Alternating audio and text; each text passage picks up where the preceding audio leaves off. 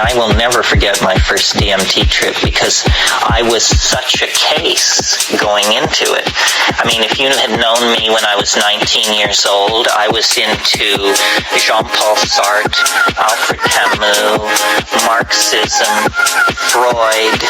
I was a jerk. And I came down from it and I said, I can't believe it. That was all I could say for about 20 minutes. I was like in shock. I said, I can't believe it. I can't believe it. Jesus, I can't believe it. And I said, I've got to go back to square one. All these people I dismissed, all these people who say the universe is made of levels, who say there are disincarnate intelligences, who say that death is not simply the yawning grave.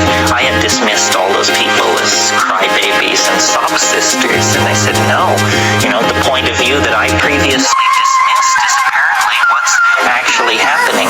So in a single experience, I was converted from naive rationalism, realism, reductionism to my present position, whatever it is.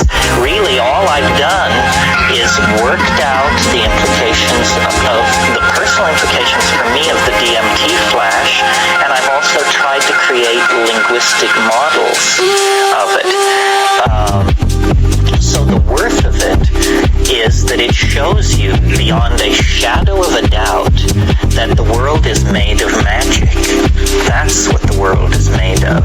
Not natural law, not interlocking cause and effect, not any of these things that are normally assumed. The world is magic. Not a little bit. 100%. Every atom from one end of this cosmos to the other is magic, magic, magic. Certain concerns just die in the first 30 seconds of the DMT flash and can never be brought back, to my mind.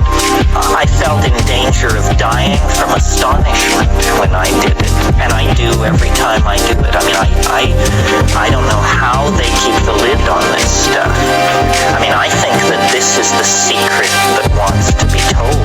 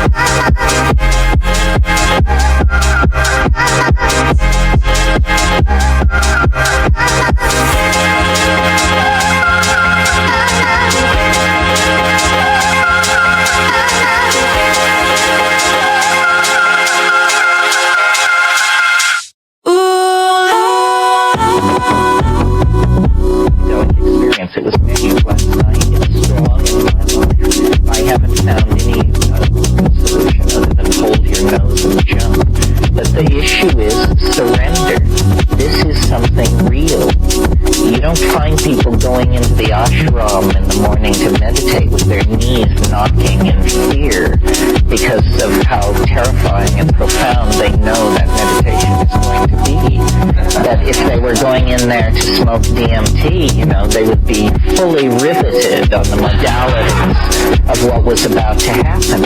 I mean, we can tell shit from Shinola. It's just that we don't always prefer Shinola. And I'm not I don't advocate it. People, sometimes there are people who are disappointed because they say, well, how often do you do it? Well, the answer is not very often. I mean, if I can get it in a couple or 3 times a year, I feel like I'm hitting it pretty hard. And the more successful it is, the less often you have to do it.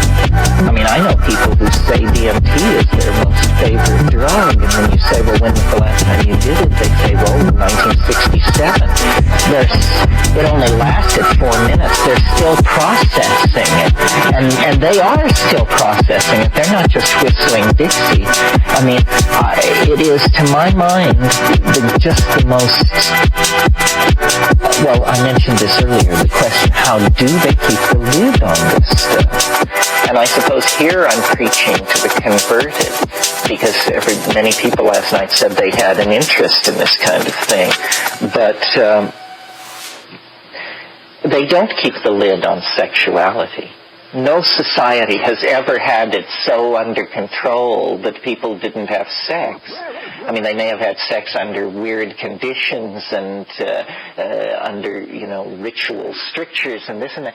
But we are like this salamander that has the option of never developing into its mature form. And to my mind, that's a tragedy, because this is our birthright. And